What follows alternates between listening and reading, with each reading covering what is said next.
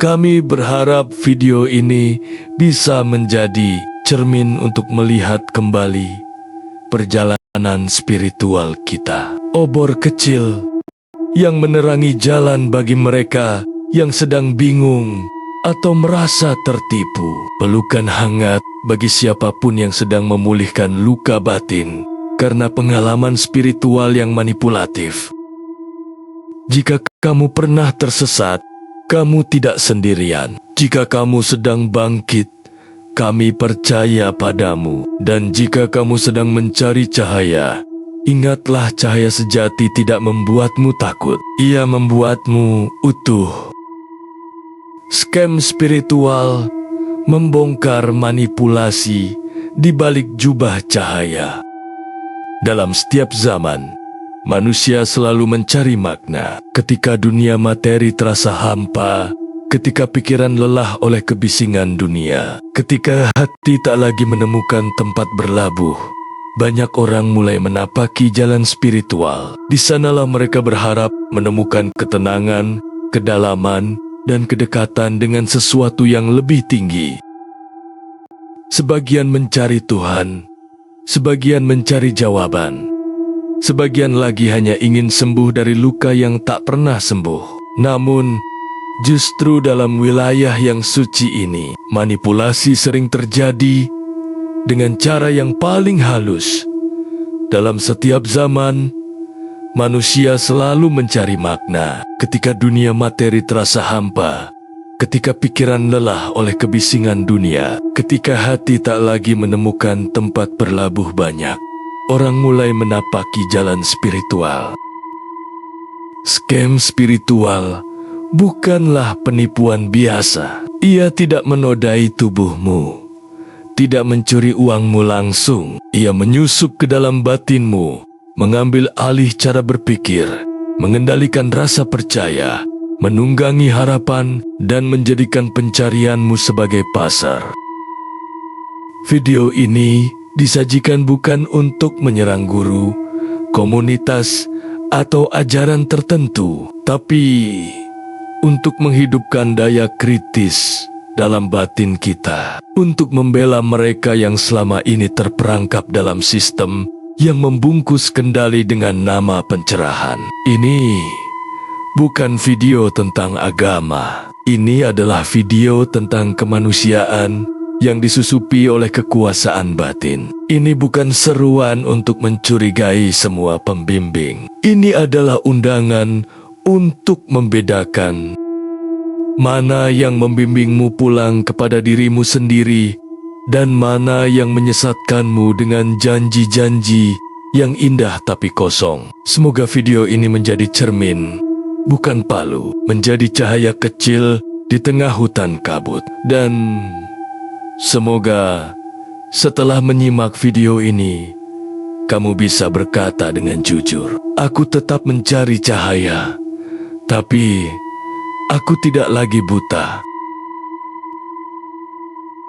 Apa itu scam spiritual? Yang dijanjikan adalah cahaya, tapi yang hadir adalah kendali. Spiritualitas adalah jalan yang suci, tapi bisa disalahgunakan. Banyak orang memasuki dunia spiritual karena ingin hidup lebih damai, lebih tenang, dan lebih dekat dengan Tuhan.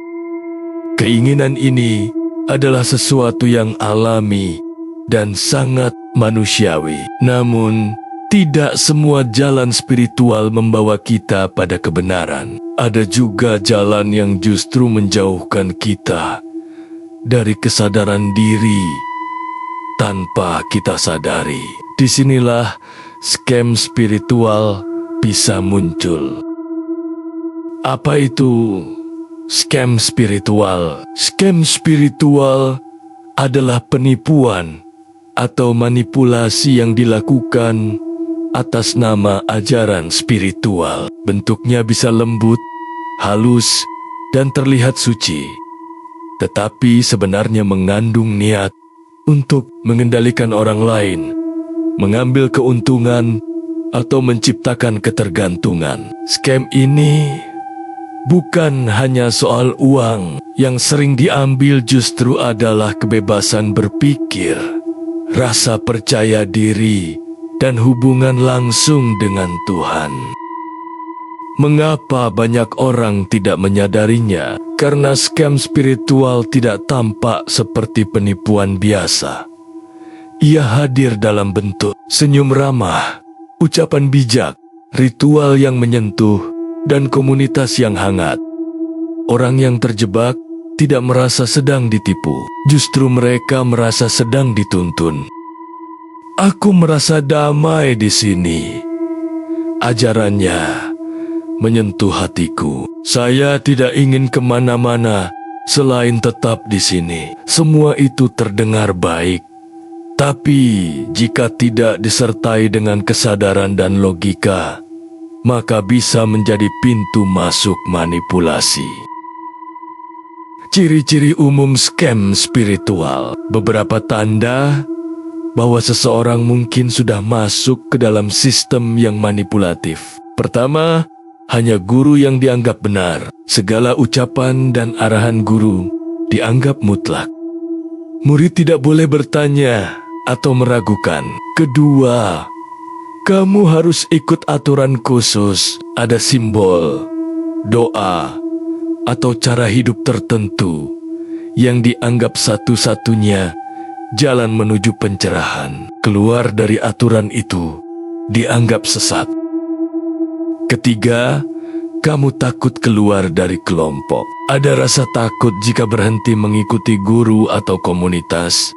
Takut celaka, jatuh sakit, atau dijauhkan dari Tuhan. Keempat, kamu diberi gelar atau tugas yang membuatmu merasa spesial. Ini membuatmu merasa penting dan sulit untuk melepaskan diri. Kelima, amal atau dharma dijadikan ukuran kesucian. Kamu diminta untuk terus menyumbang dengan alasan membersihkan jiwa. Keenam, guru mengaku sebagai wali atau utusan Tuhan. Ia mengklaim punya hubungan khusus dengan langit. Dan hanya lewat dia, kamu bisa selamat. Apa yang sebenarnya diambil? Scam spiritual tidak langsung mengambil uangmu. Yang lebih sering diambil adalah suara hatimu, keberanianmu untuk berpikir, dan hubungan langsungmu dengan Tuhan. Kamu jadi merasa bahwa tanpa guru atau komunitas itu, kamu tidak akan bisa mencapai kebenaran. Scam spiritual tidak selalu terlihat jahat, bahkan kadang justru terlihat sangat damai dan suci. Tapi jika kamu mulai kehilangan dirimu sendiri, takut bertanya, dan merasa hanya satu orang yang paling benar, maka kamu patut berhati-hati. Spiritualitas sejati seharusnya membebaskan, bukan mengikat. Menguatkan hatimu, bukan menakut-nakutimu. Mendekatkanmu pada Tuhan, bukan pada satu sosok manusia saja. Mengapa banyak orang terjebak yang mencari kebenaran? Seringkali malah tersesat karena terlalu percaya. Semua dimulai dari niat yang tulus. Kebanyakan orang masuk ke jalan spiritual karena niat yang baik. Ingin lebih dekat dengan Tuhan, ingin tenang, ingin sembuh dari luka batin, atau ingin menemukan makna hidup. Tapi justru karena niat itu sangat tulus, orang jadi mudah percaya kepada siapapun yang terlihat lebih bercahaya atau berilmu. Pertama, karena pernah terluka. Banyak orang yang tertarik dengan dunia spiritual sedang dalam keadaan rapuh, baru saja kehilangan orang yang dicintai, mengalami masalah besar, merasa kecewa dengan dunia, atau mengalami tekanan hidup yang berat. Dalam keadaan seperti ini, mereka butuh pegangan, dan ketika ada seseorang atau kelompok yang memberi pelukan hangat dan jawaban pasti, mereka mudah percaya. Kedua, ingin jalan yang pasti. dan cepat. Beberapa orang ingin cepat mendapatkan kedamaian atau mencapai tingkat spiritual tinggi dalam waktu singkat. Mereka tertarik pada janji-janji seperti, ikuti ini, kamu akan tercerahkan. Dalam waktu singkat, kamu bisa mencapai tingkat tinggi tanpa proses sulit, langsung terhubung dengan Tuhan. Pujian ini membuat murid merasa bangga dan enggan keluar dari komunitas, meskipun ada tanda-tanda manipulasi. Kelima, takut dihukum atau dicela. Ketika sudah lama berada di suatu kelompok spiritual, keluar dari sana terasa berat. Ada rasa takut akan celaka, dijauhi, atau disebut sebagai pengkhianat jalan Tuhan. Padahal Tuhan tidak pernah mengikat manusia dalam satu kelompok saja. Yang sejati adalah yang membebaskan, bukan menakut-nakuti. Banyak orang terjebak bukan karena bodoh, tapi karena terlalu percaya, terlalu berharap, dan terlalu ingin menemukan kebenaran. Yang penting bukan siapa yang kamu ikuti, tetapi apakah jalan itu membuatmu semakin jujur, tenang, dan merdeka dalam berpikir. Bentuk-bentuk scam spiritual. Scam spiritual bisa terlihat berbeda, tapi tujuannya sama: mengikat dan mengendalikan. Scam spiritual tidak selalu terlihat gelap atau jahat. Kadang justru tampil dengan cara yang lembut, penuh kasih, dan menggunakan istilah-istilah yang indah. Namun kita bisa mengenali pola dan bentuk-bentuknya. Pertama, guru yang tidak bisa dipertanyakan. Guru spiritual yang sehat akan senang jika muridnya kritis dan bertanya. Tapi scam spiritual justru berkata, jangan banyak bertanya, nanti kamu tersesat. Kalau kamu ragu, itu tanda egomu masih kuat. Lama-lama, murid merasa takut berpikir. Ia hanya ikut tanpa bisa menyaring mana yang benar dan tidak. Kedua, kelompok yang tertutup dan eksklusif. Beberapa kelompok mengatakan, hanya kita yang benar.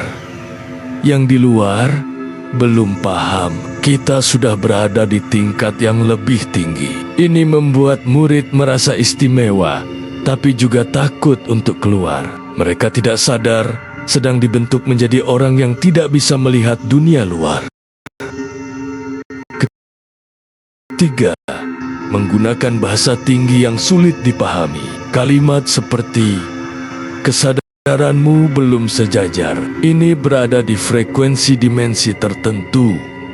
Kamu harus melalui pintu energi agar bisa paham. Sebenarnya, bisa membuat orang tambah bingung. Bahasa ini sering dipakai untuk menutupi sesuatu yang tidak jelas. Kalau kamu tidak paham, kamu dianggap belum naik tingkat. Keempat, ritual khusus yang harus lewat guru. Ada ajaran yang mengatakan bahwa hanya guru tertentu yang bisa membukakan jalan ke alam spiritual. Kamu tidak bisa melakukannya sendiri. Harus ikut ritual dan membayar untuk ikut pelatihan. Kalau tidak, kamu dianggap belum pantas. Padahal Tuhan tidak pernah mempersulit jalannya. Kelima, pujian dan gelar untuk menarik murid. Beberapa komunitas memberi gelar kepada murid: penjaga cahaya, pelayan semesta, duta dimensi tinggi. Gelar ini membuat murid merasa penting dan terikat. Tapi sesungguhnya, ini hanyalah cara membuatmu tidak bisa lepas. Keenam, derma dijadikan ukuran kesucian. Semakin kamu memberi, semakin bersih jiwamu. Derma itu bagian dari penyucian batin. Kata-kata ini bisa benar jika datang dari keikhlasan, tapi jika digunakan untuk menekan, mengancam, atau menuntut, maka itu sudah keluar dari jalur yang murni. Scam spiritual bisa memakai banyak bentuk, bisa berbaju agama, energi, dimensi, atau komunitas, tapi intinya sama, membuatmu bergantung, takut, dan kehilangan jati diri. Maka, kenalilah tandanya, karena spiritualitas sejati tidak menakut-nakutimu, tidak menjual kebenaran, dan tidak membuatmu merasa kecil. Ia justru membuatmu makin merdeka dan makin mengenal Tuhan secara langsung. Cara halus scam spiritual mengikat murid, bukan dengan rantai, tapi dengan kata-kata manis dan janji suci. Scam spiritual tidak datang dengan cara kasar. Ia hadir dengan cara halus, seperti kata-kata bijak, pelukan hangat, dan janji kedamaian. Tapi di balik itu, ada maksud tersembunyi, yaitu mengikat pikiran dan perasaan seseorang agar terus patuh. Berikut ini beberapa cara yang sering digunakan. Pertama, mengaku sebagai wakil langit atau utusan Tuhan. Guru mengaku, "Saya hanya penyampai dari dimensi tinggi. Saya ditugaskan langsung oleh langit." Sekilas terlihat rendah hati, tapi sebenarnya sedang menanam otoritas mutlak. Apapun yang dia katakan dianggap suci dan murid tidak boleh ragu. Kedua, membuat murid takut keluar dari kelompok. Kalau kamu keluar, energimu bisa rusak. Kamu akan tersesat di tengah jalan. Kamu sedang diuji. Jangan lari dari proses. Kalimat ini membuat murid takut untuk berpikir sendiri dan merasa tidak bisa hidup tanpa komunitas atau guru. Ketiga, membuatmu ragu pada intuisi sendiri. Kalau kamu merasa ragu, itu tanda egomu masih kuat. Perasaanmu bisa menipu. Lebih baik ikuti petunjuk dari saya. Keempat, mengatur simbol, gerakan, dan ritual khusus. Kamu diminta melakukan gerakan tertentu, membaca kata-kata khusus, memakai benda sakral, mengikuti ritual tertentu yang hanya bisa dilakukan dengan guru. Kalau kamu melakukannya di luar aturan, katanya itu akan berbahaya secara energi. Kelima, membagi level atau peringkat spiritual. Ada murid level dasar, menengah, dan atas. Ada yang disebut sebagai penjaga cahaya, penghubung dimensi, pemimpin meditasi, dan sebagainya. Setiap kali naik level, kamu merasa lebih penting dan makin sulit lepas dari sistemnya. Keenam, menekankan derma dan pengorbanan. Kalau kamu ikhlas, kamu pasti memberi. Pembersihan batinmu butuh pengorbanan. Memang, memberi itu baik, tapi jika terus dipaksa atau dikaitkan dengan keselamatan, maka itu bukan lagi ketulusan, tapi tekanan. Ketujuh, membuatmu merasa punya tugas langit. Kalau kamu berhenti, kamu gagal menjalankan misi jiwamu. Kamu dipilih, kamu tidak boleh mengecewakan semesta. Kalimat ini membuat kamu merasa tidak punya pilihan selain tetap berada di dalam jalur yang sudah ditentukan oleh guru. Ketika kamu mulai merasa takut untuk keluar, merasa bersalah saat bertanya, atau tidak berani mendengarkan hatimu sendiri, itulah tanda bahwa kamu sedang dikendalikan, bukan dibimbing. Spiritualitas sejati tidak membelenggu. Ia membantu kamu mengenali suara Tuhan dalam dirimu sendiri. Simbol dan gelar yang digunakan untuk mengikat, yang terlihat suci, belum tentu tidak menyembunyikan ambisi. Dalam scam spiritual, guru dan komunitas sering menggunakan berbagai simbol, nama, dan gelar untuk menarik dan mengikat murid. Simbol-simbol ini awalnya tampak suci, unik, dan membangkitkan rasa kagum. Tapi jika tidak disadari, simbol itu bisa menjadi alat kendali yang sangat kuat. Simbol bukanlah masalah, gelar bukanlah kesalahan. Tapi jika semua itu membuat kamu merasa lebih suci dari orang lain, atau membuatmu takut lepas dari kelompok, maka itu bukan jalan kesadaran, itu jalan ilusi. Jalan spiritual sejati tidak perlu banyak nama. Yang penting adalah hidupmu, hatimu, dan hubunganmu dengan Tuhan. Dampak psikologis pada korban scam spiritual yang dilukai bukan tubuh, tapi kepercayaan pada diri sendiri. Tidak semua orang sadar bahwa luka karena manipulasi spiritual bisa terasa lebih dalam daripada luka fisik. Saat seseorang merasa sedang berjalan menuju Tuhan, tapi kemudian menyadari bahwa ia hanya dimanfaatkan, maka yang hancur bukan hanya hati, tapi juga rasa percaya diri, harga diri, bahkan hubungan dengan Tuhan. Pertama, takut mengambil keputusan sendiri. Karena terlalu sering bergantung pada guru atau komunitas, korban menjadi takut salah langkah, takut keluar dari jalur, takut kehilangan arah tanpa bimbingan. Padahal Tuhan tidak pernah melarang kita untuk berpikir. Berpikir adalah bagian dari tanggung jawab jiwa. Kedua, meragukan suara hati sendiri. Apa yang aku rasakan ini benar atau hanya egoku? Kenapa aku merasa ada yang aneh, tapi aku tidak berani bicara? Korban scam spiritual sering kehilangan kepercayaan pada intuisi. Setiap keraguan dianggap sebagai pengaruh energi negatif atau cobaan, padahal keraguan seringkali adalah tanda awal kesadaran.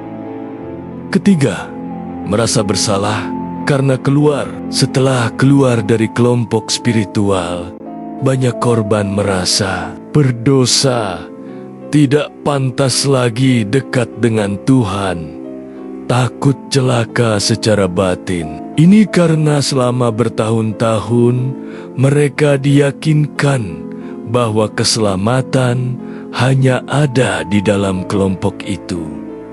Keluar sama dengan sesat, padahal keselamatan tidak pernah dikunci oleh manusia. Tuhan terbuka untuk siapa saja yang mencari dengan hati yang jujur. Keempat, rasa hampa dan kehilangan arah. Kalau bukan di sana jalanku, lalu aku harus kemana? Apa semua spiritualitas itu hanya palsu? Setelah sadar ditipu, korban bisa merasa sangat hampa. Ia kehilangan arah, kehilangan rasa percaya, dan merasa semua hal spiritual itu membingungkan.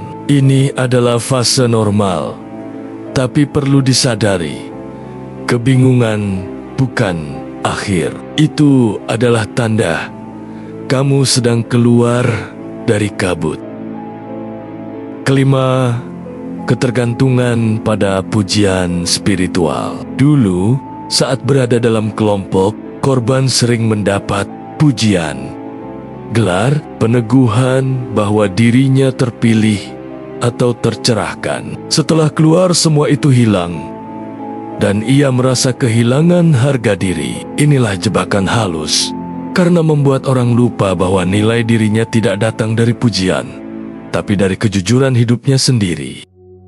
Korban scam spiritual tidak bodoh, mereka hanya terlalu percaya. Tapi kepercayaan itu bisa pulih, dan luka bisa sembuh, asal kamu mulai mendengarkan kembali hatimu, dan menerima bahwa kebenaran tidak selalu datang dari luar. Kadang ia datang dari diam, dari keheningan, dan dari keberanian untuk jujur pada diri sendiri. Dari terjebak menuju kesadaran. Yang tersesat bukan berarti gagal. Kadang Itu cara jiwa belajar mengenali cahaya sejati. Setiap orang punya kisah spiritualnya sendiri. Ada yang sejak awal dibimbing oleh guru yang bijak. Ada juga yang tersesat lebih dulu, baru kemudian menemukan cahaya sejati. Bab ini berisi kisah-kisah pendek berdasarkan pengalaman nyata yang mewakili ribuan orang di luar sana. Kisah tentang aku dikejar rasa bersalah yang tidak jelas. Setelah keluar dari komunitas, aku bermimpi buruk terus. Aku merasa berdosa, seolah-olah aku meninggalkan misi suci. Tapi semakin aku diam, semakin aku sadar, rasa bersalah itu bukan milikku. Itu ditanamkan. Sekarang, aku memilih jalan sunyi. Bukan berarti aku membenci spiritualitas, tapi aku ingin mengenal Tuhan tanpa perantara manusia lagi. Setiap jalan bisa mengandung pelajaran, bahkan jalan yang salah sekalipun bisa membawa kita pada kesadaran yang lebih dalam. Jangan malu pernah tersesat. Yang penting, sekarang kamu berani membuka mata. Dan dari sinilah perjalanan sejati bisa dimulai. Bukan di bawah bayang-bayang guru, tapi di bawah cahaya hatimu sendiri.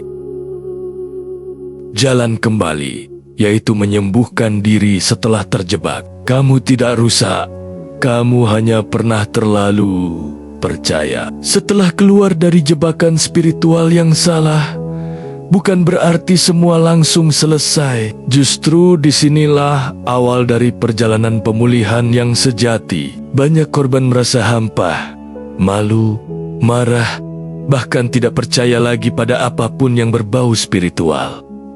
Semua ini wajar. Yang penting adalah tidak memaksa diri untuk segera baik-baik saja. Pertama, terima diri yang pernah tersesat. Langkah pertama bukan marah atau menghakimi diri, tapi menerima kenyataan. Ya, aku pernah percaya. Ya, aku pernah salah jalan, tapi itu bagian dari caraku tumbuh. Menghargai masa lalu bukan berarti menyetujui kesalahannya. Itu berarti kamu mulai berdamai dengan dirimu sendiri. Kedua, pelan-pelan bangun kembali kepercayaan diri. Jangan buru-buru masuk ke ajaran baru. Berikan waktu pada diri untuk mendengar suara hati, berpikir sendiri, dan merasakan ulang apa yang kamu butuhkan saat ini. Tidak semua hal butuh jawaban cepat. Terkadang diam adalah doa yang paling jujur. Ketiga, kenali dan sembuhkan pola luka. Kadang yang tersisa bukan hanya trauma spiritual, tapi juga luka dari masa lalu misalnya. Selalu ingin diakui, takut ditinggal, mudah percaya orang yang terlihat kuat. Jangan takut untuk mencari bantuan. Konselor, teman terpercaya, atau komunitas sehat bisa membantu kamu menyembuhkan diri secara utuh. Keempat, belajar lagi arti spiritualitas yang sejati. Setelah mengalami manipulasi, kamu berhak membangun ulang makna spiritualitas dengan caramu sendiri. Tidak harus lewat guru, tidak harus ikut kelompok, tidak harus memakai simbol atau bahasa tertentu. Spiritualitas sejati adalah hubunganmu dengan Tuhan dan dirimu sendiri. Kelima, lepaskan takut, tapi juga belajar bijak. Tidak semua ajaran atau guru itu jahat, tapi sekarang kamu sudah lebih dewasa dan lebih waspada. Bedanya, dulu kamu percaya karena kagum, sekarang kamu percaya karena sadar. Pemulihan bukan soal kembali menjadi seperti dulu, tapi menjadi lebih utuh, lebih jujur, dan lebih bebas. Tidak perlu buru-buru naik tingkat kesadaran. Cukup belajar jujur, sabar, dan perlahan mencintai kembali hidupmu apa adanya. Karena cahaya yang sejati tumbuh perlahan, bukan diburu dengan janji. Penutup, undangan untuk kembali ke kesadaran. Cahaya sejati tidak datang dari luar. Ia tumbuh pelan-pelan dari dalam dirimu. Setelah menyimak seluruh isi video ini, kamu mungkin merasa tersentuh karena akhirnya ada kata-kata yang mewakili pengalamanmu. Marah karena mengingat kembali luka yang dulu kamu anggap bagian dari ibadah. Sedih karena merasa pernah tertipu oleh mereka yang kamu percayai. Atau bahkan hampa karena semua yang dulu kamu pegang kini terasa kosong. Semua perasaan itu wajar. Kamu tidak sendirian. Banyak orang pernah berada di tempat yang sama. Ini bukan akhir. Ini awal yang baru. Ketika kamu berani melihat kenyataan bahwa dulu kamu pernah terlalu percaya, terlalu tunduk, terlalu ingin diterima, maka kamu sedang memulai kembali. Memulai jalan spiritualmu yang lebih sadar. Memulai hubungan yang lebih jujur dengan Tuhan. Memulai hidup yang tidak lagi dikendalikan oleh ketakutan, rasa bersalah, atau mitos kekuasaan rohani. Apa yang perlu diingat? Pertama, Tuhan tidak pernah memaksa. Jika kamu merasa takut, kecil, atau dihukum karena ingin berpikir dan bertanya, itu bukan dari Tuhan. Tuhan tidak pernah mengunci pintu Nea lewat satu orang saja. Kedua, kamu berhak bertanya, berpikir, dan memilih. Kamu punya hak untuk bertanya. Kamu punya hak untuk merasa ragu. Kamu bahkan punya hak untuk mengatakan tidak pada ajaran yang tidak sesuai dengan hatimu. Itu bukan dosa. Itu tanda kamu sedang bertumbuh. Ketiga, kebenaran tidak takut diuji. Jalan spiritual yang sehat akan tetap terasa damai meskipun kamu mengujinya dengan pertanyaan, logika, atau pengalaman lain. Karena kebenaran sejati tidak butuh dipaksa. Undangan untuk kembali ke diri sendiri. Mungkin selama ini kamu terlalu lama mencari keluar. Sekarang waktunya kembali ke dalam. Kembali mendengar detak kembali melihat bahwa dirimu bukan murid yang gagal, tapi jiwa yang sedang belajar. Kembali percaya bahwa kamu tidak perlu menjadi suci untuk dicintai oleh Tuhan, karena Tuhan sudah lebih dulu mencintaimu apa adanya. Jangan takut melangkah lagi. Ya, kamu pernah tertipu, tapi kamu tidak rusak. Ya, kamu pernah tersesat, tapi kamu tidak hilang. Sekarang kamu punya kesadaran baru dan itu jauh lebih berharga dari semua gelar dan simbol yang pernah kamu pegang. Kini kamu tahu, spiritualitas sejati bukan soal siapa yang membimbingmu, tapi bagaimana kamu menjadi lebih jujur, lebih bebas, dan lebih mencintai hidup. Penutup, video ini bukan panduan mutlak. Video ini juga bukan jawaban terakhir. Video ini hanya sebuah cermin yang mungkin bisa membantu kamu mengenali mana cahaya, mana bayangan, mana jalan yang sehat, mana yang membelenggu. Jika kamu sudah sampai di sini dan menyimak sampai akhir, itu artinya jiwamu siap untuk melangkah lebih merdeka. Salam terakhir. Semoga kamu diberi kekuatan untuk terus jujur, diberi kejernihan untuk menyaring setiap ajaran, dan diberi ketenangan untuk memeluk hidup ini dengan sepenuh hati. Cahaya sejati tidak membutakan, Ia menerangi jalanmu tanpa membuatmu takut. Selamat kembali ke kesadaran.